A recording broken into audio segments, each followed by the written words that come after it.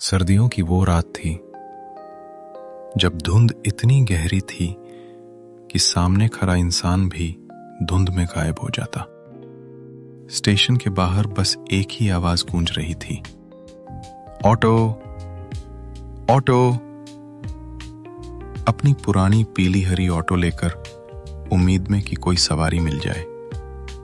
वो आवाज थी रघु की, एक साधारण ऑटो रिक्शा वाला जो रोज शाम से आधी रात तक स्टेशन के बाहर खड़ा रहता था। इन ठंडी रातों में उसकी ऑटो ही उसका सहारा थी। रघु कोई आम इंसान नहीं था। वो मेहनती था, ईमानदार था, पर उसकी जिंदगी संघर्ष से भरी थी। पत्नी, 2 छोटे बच्चे, एक बीमार मां और रोज की कमाई से घर का खर्च चलाना, बस यही उसकी दुनिया थी। लेकिन उस रात उसकी दुनिया बदलने वाली थी, हमेशा के लिए। आज तो सवारियां भी जैसे जम गई हैं। पूरे दिन में 3 चक्कर ही हुए। अपने हाथ रगड़ता है, ऑटो के बोनट पर बैठता है। ठंडी लग रही है, चलो चाय पी लेता हूं। पास की दुकान पर जाता है। रघु भाई, फिर वही रात की ड्यूटी। क्या करें भैया, पेट जो पालना है। दिन में लोग ठेले पर चलते हैं, रात में स्टेशन से ही कुछ मिल जाता है। दोनों हंसते हैं। फिर एक ट्रेन की सीटी सुनाई देती है। लो, शायद कुछ यात्री उतरे। रघु जल्दी से स्टेशन पर आ जाता है। वो ट्रेन जयपुर से जोधपुर जाने वाली लोकल थी। ठंड इतनी थी कि लोग जल्दी जल्दी अपने घरों की ओर निकल रहे थे। रघु की निगाह सब पर थी, पर कोई सवारी नहीं रुक रही थी। तभी धीरे धीरे कदमों की आहट, चप्पल की खुरखुराहट। रघु पीछे देखता है। एक औरत खड़ी है, लाल साड़ी में, बाल आधे चेहरे पर। भैया, ऑटो खाली है? हाँ बहन जी। कहाँ चलना है? पुरानी बस्ती, नदी के उस पार। पर वहां तो अब कोई रहता नहीं। वहां तो सब खंडहर पड़े हैं। मुझे रास्ता मालूम है, बस छोड़ दो, पैसे दूंगी। आवाज में एक अजीब ठंडापन था, जैसे शब्द नहीं, हवा बोल रही हो। ठीक है, बैठ जाइए। ऑटो स्टार्ट करता है और दोनों धुंध में गायब हो जाते हैं।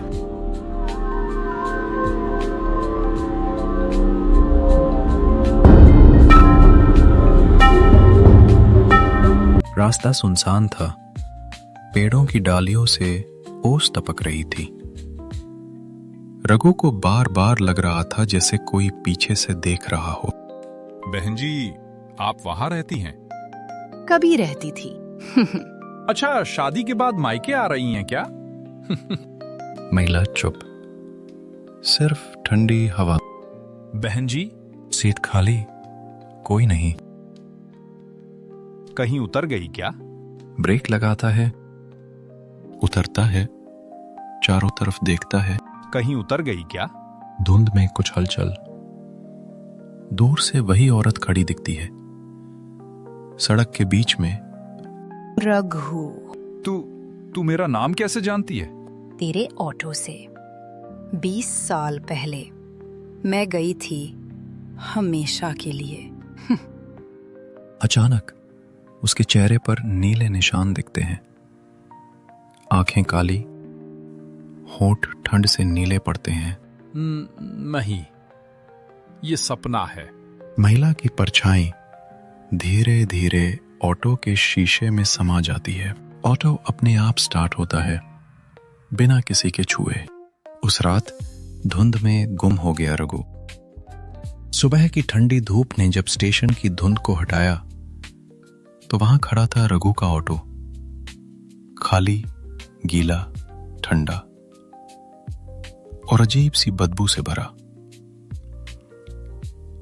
लोगों ने समझा शायद रघु रात में ही घर चला गया होगा, पर सच्चाई कुछ और थी।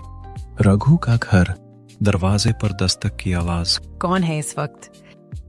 दरवाजा खोलती है, सामने रघु खड़ा, चेहरा पीला, आंखें नाल, कपड़े नम जैसे ओस में भीगे हों। रघु, कहाँ था तू सारी रात? हम तो डर ही गए थे। बस स्टेशन पर सवारी छोड़ने गया था, थोड़ी देर लग गई। कपड़े कैसे गीले हो गए और ये ठंडी ठंडी बदन क्यों लग रही है?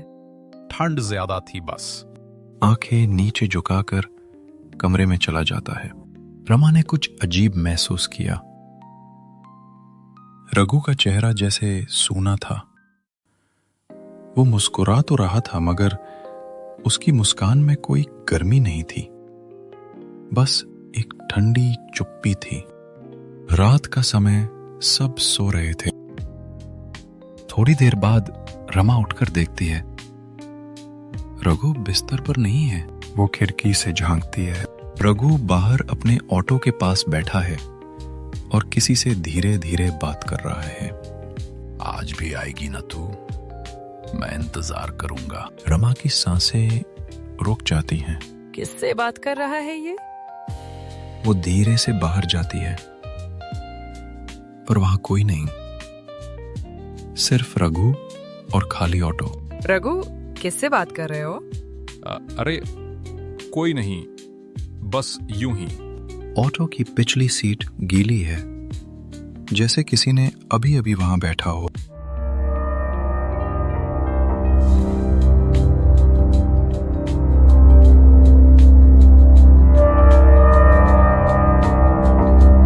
अगले कुछ दिनों में रघु बदलने लगा। वो ज्यादा बोलता नहीं था, खाना कम खाता और अक्सर रात को जागता रहता। कभी बच्चों को देखकर मुस्कुराता तो कभी उन्हें घूरने लगता। एक दिन उसकी मां ने देखा रघु अपने कमरे में बैठा था और दीवार की तरफ देख रहा था। रघु, बेटा क्या देख रहा है? रघु बिना पलक झपकाए दीवार की ओर देखता है। वो आई थी माँ, वही जो पुरानी बस्ती से आई थी। वो कहती है उसका घर अब मेरा है। कौन आई थी रघु? रघु अचानक जोर से हंसता है। वो जो सवारी थी माँ, जो कभी उतरी ही नहीं। रघु अब घर तो आ गया था पर वो अब रघु नहीं रहा। कभी कभी वो आईने में खुद को देखता तो पीछे खड़ी दिखती वही औरत, ठंडी मुस्कान के साथ।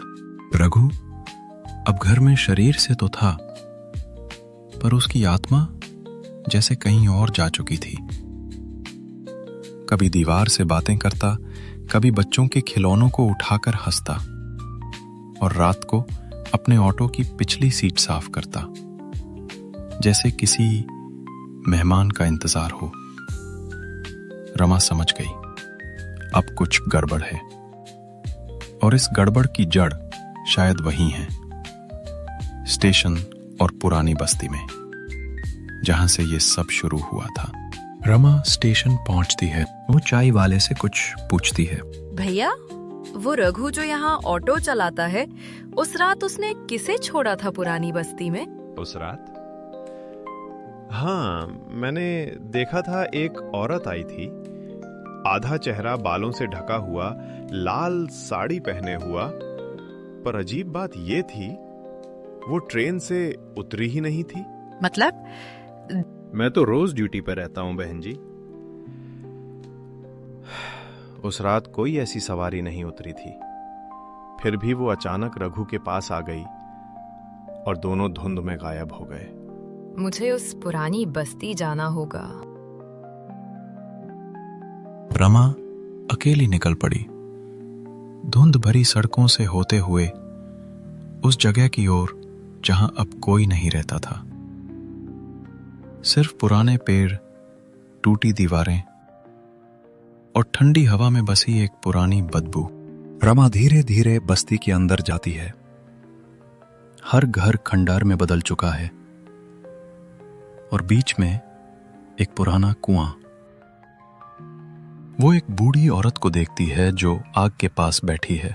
माँ जी, यहाँ पहले कौन रहता था? बहुत लोग रहते थे बेटी, पर 20 साल पहले एक हादसा हुआ था। कौन सा हादसा? एक लड़की थी, सुधा नाम था उसका, स्टेशन पर काम करती थी।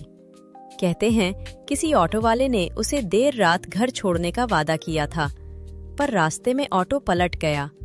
लड़की वहीं नदी किनारे मर गई और ऑटो वाला भाग गया। रमा का चेहरा फीका पड़ जाता है। ऑटो वाले का नाम पता था? हाँ बेटी, नाम था रघु। रमा के कानों में आवाज गूंज उठी। तेरे ऑटो से 20 साल पहले मेरा खून बहा था। वो वही औरत थी, सुधा। रमा घर लौटती है। शाम का वक्त। रघु, तू उसे छोड़ क्यों नहीं देता? वो अब कभी नहीं जाएगी रमा। वो तो मेरे साथ रहती है, हमेशा से। उसे महसूस होता है कि ऑटो की पिछली सीट पर कोई बैठा है। ये क्या कर दिया तूने रघु? वो आत्मा तुझे जकड़ रही है। रघु की आंखें लाल हो जाती हैं, चेहरा कठोर। वो आत्मा नहीं, वो मेरी सवारी है। उस रात रमा ने पहली बार महसूस किया, रघु अब इंसान नहीं रहा। वो एक चलती फिरती परछाई था, जो उस औरत की ठंडी सांसों के साथ जी रहा था। माँ बिस्तर पर लेटी कांपती आवाज में, रमा बेटा, आज घर बहुत ठंडा लग रहा है, जैसे बर्फ गिर रही हो अंदर ही। हाँ माँ, मैंने भी महसूस किया। कमरे में धुआं नहीं, धुंध सी फैली रहती है। अचानक पीछे के कमरे से बच्चों की हंसी सुनाई देती है। गुड्डू, पायल, क्या कर रहे हो वहाँ? रमा कमरे में जाती है। दोनों बच्चे बिस्तर पर बैठे हैं, पर आंखें खाली हैं। माँ, वो आंटी फिर आई थी। वो हमें कहानी सुना रही थी। कौन आंटी? वो वाली आंटी जो कहती है डरो मत, मैं ठंडी नहीं प्यारी हूँ। रमा के हाथ कांपने लगते हैं। रमा ने बच्चों के कमरे की खिड़की की ओर देखा।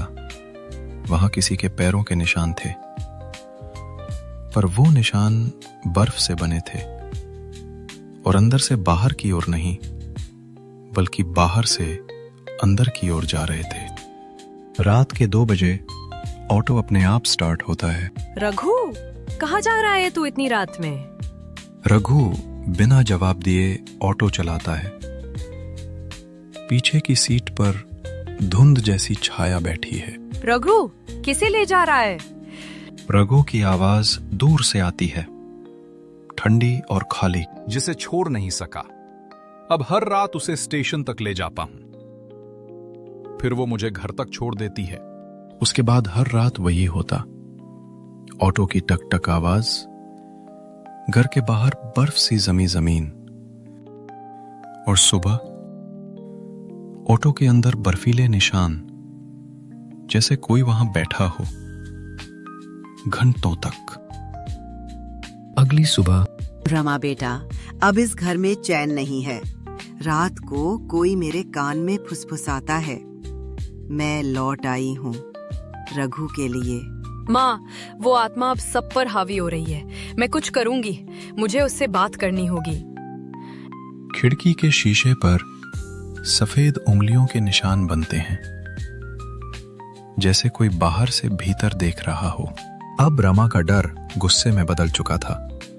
वो जान चुकी थी, अगर सुधा की आत्मा को रोका नहीं गया तो उसका घर और परिवार धीरे धीरे बर्फ की तरह खत्म हो जाएगा। धुंध छाई हुई, ट्रेनों की हल्की सी आवाज दूर से। रमा अकेली चल रही थी, हाथ में लालटेन और दिल में डर और जिद दोनों। सुधा, अगर तू है तो सामने आ। मैं तेरे दर्द को समझना चाहती हूँ, मगर मेरे परिवार को छोड़ दे। अब तू भी मेरा नाम जानती है, तो क्या तू भी उसे माफ कर सकेगी? धुंध में वही औरत दिखाई देती है, सुधा। 20 साल पहले मैंने रघु से मदद मांगी थी। मुझे घर छोड़ने का वादा किया था उसने, पर रास्ते में वो नशे में था। ऑटो पलटा और मैं उस नदी में गिर गई। वो मुझे छोड़कर भाग गया। नहीं, रघु ऐसा नहीं कर सकता। क्यों नहीं? उसकी डर ने मेरी जान ली। अब मेरी ठंडक उसकी सांसों में बस चुकी है। अब वो कभी नहीं छूट सकता मुझसे। सुधा आगे बढ़ती है। रमा की आंखों के सामने वो रात जिंदा हो उठी। सुधा की चीखें, नदी की लहरें और एक गिरती हुई ऑटो। रघु भाग रहा था और सुधा हाथ बढ़ाकर मदद मांग रही थी, पर उस वक्त उसका डर इंसानियत पर भारी पड़ गया था।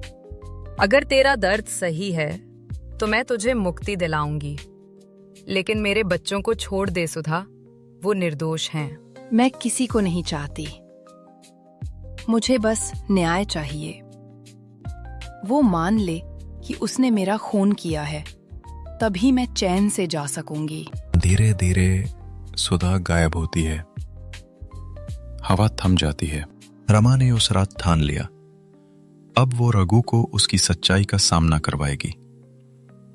उसने जान लिया था कि ये लड़ाई आत्मा से नहीं बल्कि अपराध बोध से है, जो अब रघु के सीने में बर्फ बन चुका था। शाम का वक्त, रघु घर के बाहर बैठा है, हाथ में वही पुराना ऑटो का चाबी। रघु, तू अब कब तक भागेगा? वो तुझे सजा नहीं, मुक्ति चाहती है। मैंने उसे मरते देखा था रमा। मैंने बचाने की कोशिश की पर डर गया। मैं भाग गया और आज तक उसकी आंखें मुझे सोने नहीं देती। उसकी आंखों से आंसू गिरते हैं, पर जैसे जम जाते हैं हवा में। तू जा उस जगह जहां वो मरी थी, माफी मांग, वरना वो कभी नहीं जाएगी। रघु सिर झुकाता है, धीरे से कहता है, हाँ, अब वक्त आ गया है मेरे गुनाह का हिसाब देने का। अब बारी थी रघु के पश्चाताप और मुक्ति की। पर हर पाप का दाम सिर्फ माफी नहीं होता। कभी कभी आत्मा को चैन देने के लिए किसी को अपनी जान देनी पड़ती है। रघु अब सच का सामना करने निकला। नदी किनारे, जहां से उसकी कहानी शुरू हुई थी, और वहां उसका इंतजार कर रही थी सुधा की परछाई, जो अब आखिरी बार उसे बुला रही थी।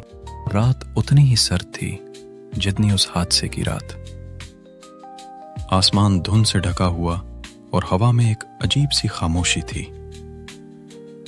रघु का ऑटो स्टेशन की जगह अब उसी नदी किनारे जा रुका जहां से सब कुछ शुरू हुआ था। सुधा, अगर तू सुन रही है तो आज मैं छिपने में ही आया। मैं आया हूं तेरे सामने अपने गुनाह को मानने। हवा थम जाती है। धुंध में हल्की सी आकृति उभरती है, वही सुधा। 20 साल तू भागता रहा रघु, क्यों छोड़ दिया था मुझे उस पानी में? डर गया था। तू चिल्ला रही थी, मैं मदहोश था। मुझे लगा पुलिस मुझे मार डालेगी।